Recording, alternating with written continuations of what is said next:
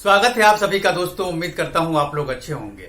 आज हम बात करेंगे बिहार के मुख्यमंत्री नीतीश कुमार को लेकर के, क्योंकि नीतीश कुमार के बारे में अक्सर ये कहा जाता है, अक्सर ये सुनने को मिलता है कि नीतीश कुमार राजनीति के माहिर खिलाड़ी हैं।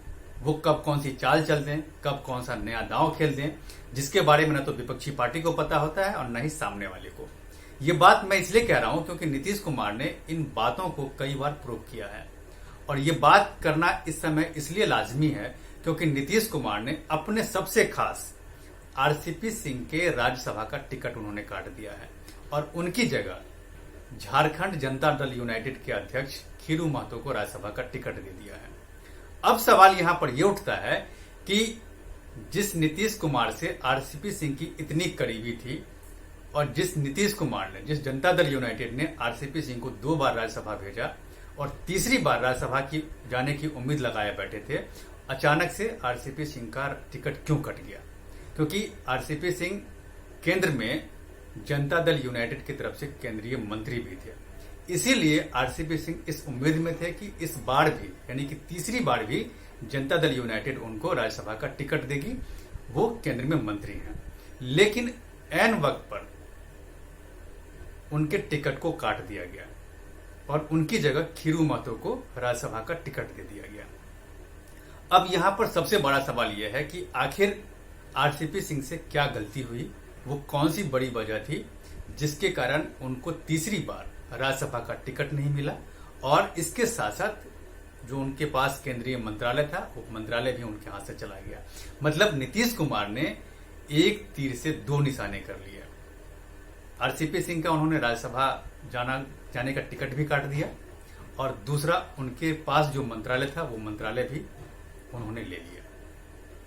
अब यहां पर यह देखना होगा कि आखिर आरसीपी सिंह से कहां गलती हुई, क्योंकि आरसीपी सिंह नीतीश कुमार के बहुत करीबी थे, और इतना करीबी होने के बाद भी नीतीश कुमार ने जो इस तरह का डिसीजन लिया है, वो डिसीजन बहुत ही चौंकाने वाला है। और जो मुझे लगता है कि आरसीपी सिंह 3-4 गलतियां उन्होंने की है और उसी की सजा आरसीपी सिंह को नीतीश कुमार ने दी है।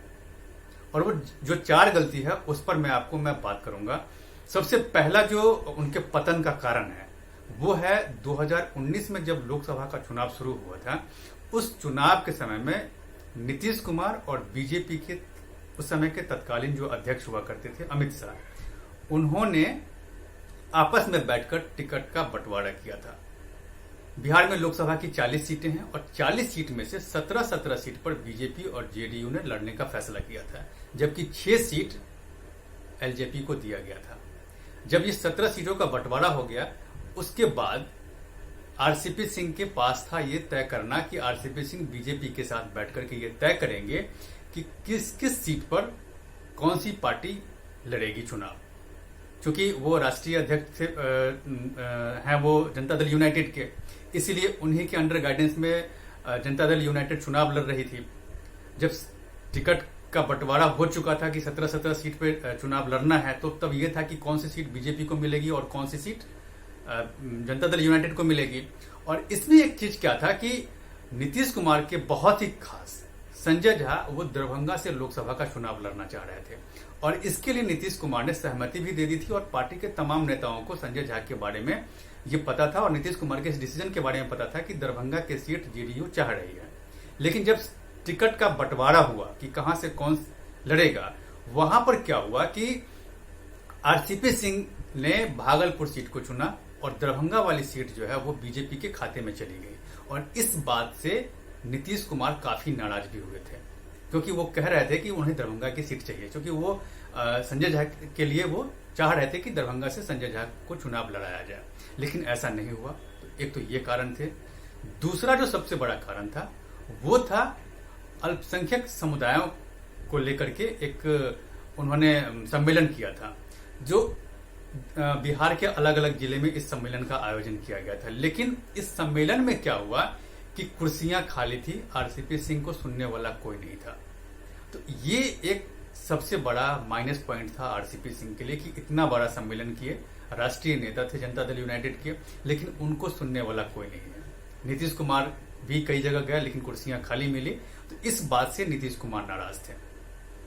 तीसरी जो सबसे बड़ी गलती थी वो थी साल 2020 का बिहार का विधानसभा चुनाव। इस विधानसभा चुनाव में भी नीतीश कुमार ने बीजेपी के साथ बैठ करके 50-50 सीटों का बंटवारा उन्होंने कर लिया।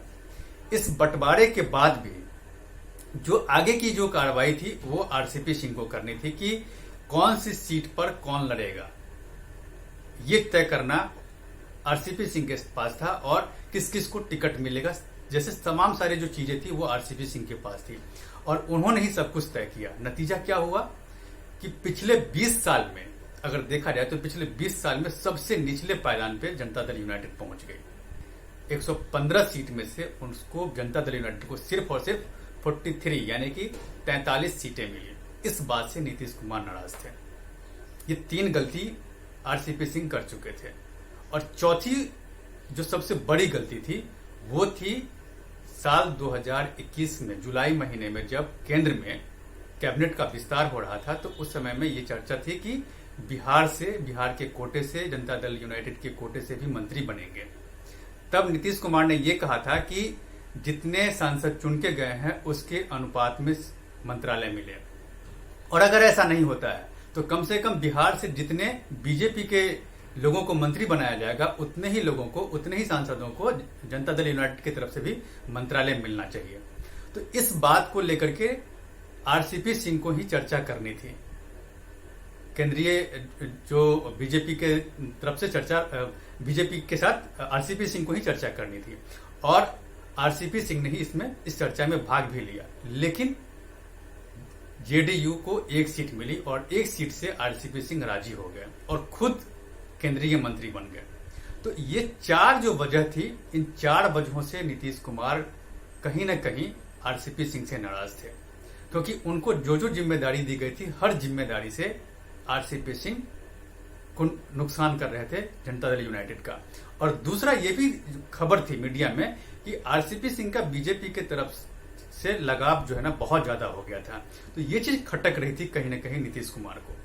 ये 4 वजह थी आरसीपी सिंह का टिकट कटना राज्यसभा का, और इसके कारण क्या हुआ कि उनका मंत्रालय भी उनके हाथ से निकल गया।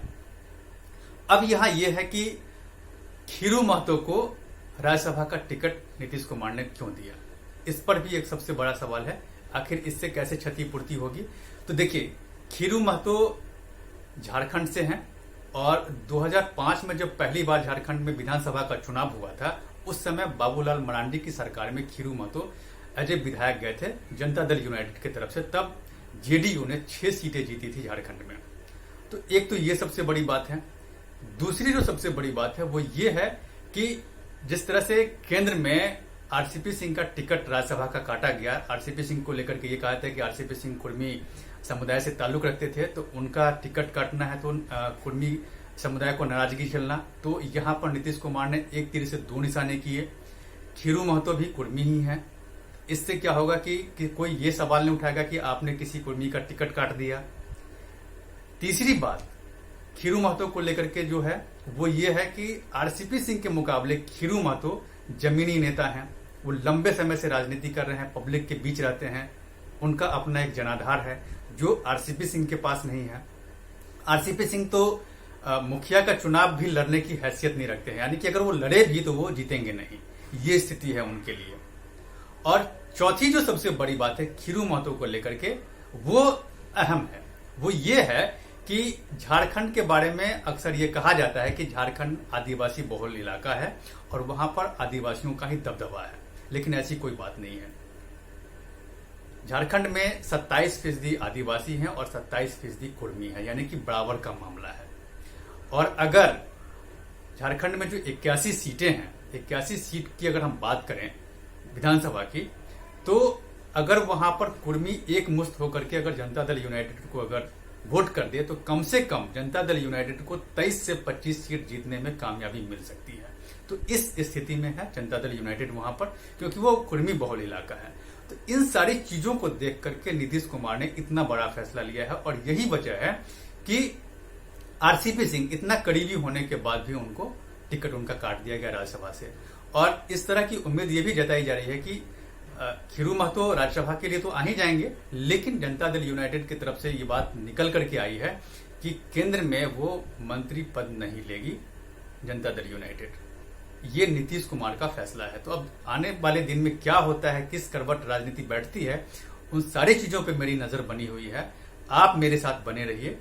और अब तक अगर आपने मेरे इस YouTube चैनल को सब्सक्राइब नहीं किया है तो प्लीज सबसे पहले से सब्सक्राइब कीजिए, लाइक, शेयर और कमेंट जरूर कीजिए। इसमें एक कमेंट बॉक्स है जिसमें आप इस मुद्दे से रिलेटेड अपना सवाल कर सकते हैं, जिसका जवाब मैं आपको दूंगा।